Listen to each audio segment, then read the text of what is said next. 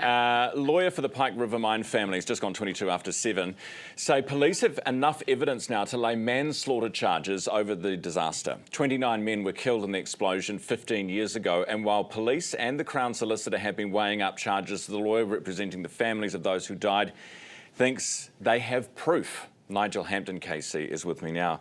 Good morning. Morning. Nice to have you on the program.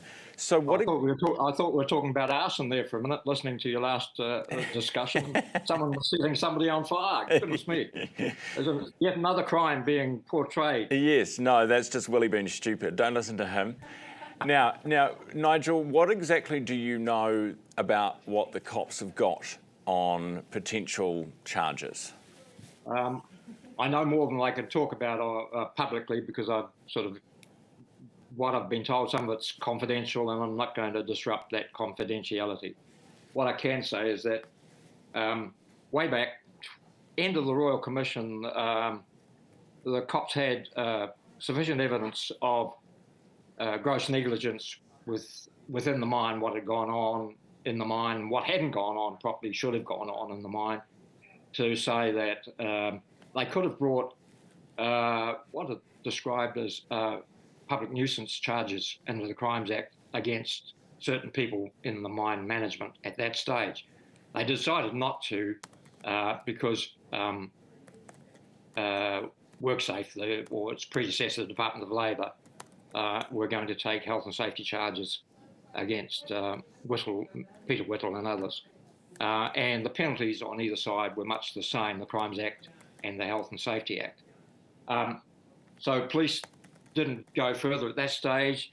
They didn't have evidence then that would have connected those acts of gross negligence with the actual explosion. Causatively, they couldn't prove that the negligence itself had caused the explosion. They had suspicions. We all thought that that was so, but you need firm evidence.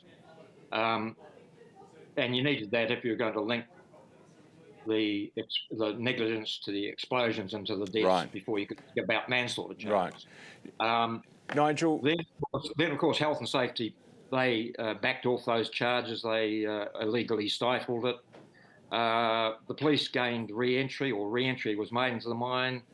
They gained further evidence about the gross negligence and some very specific acts of negligence that they think now they have the evidence to link them directly to the explosion and therefore to the deaths, therefore equals 29 manslaughter charges. Do you know when charges might be brought? I've heard by Christmas. Look, toss a coin in the air and see how it comes down. The police effectively have been in this state since, it's almost a year now since they reached a conclusive view about their investigation.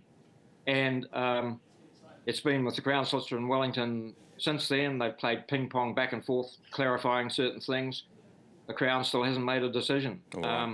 And that's a source of further grievance to the families, of frustration, anxiety. No, it's 15 years on. Exactly. Very, very frustrating. I spoke to Sonia this morning. She said exactly that. They just want something to be done in soon.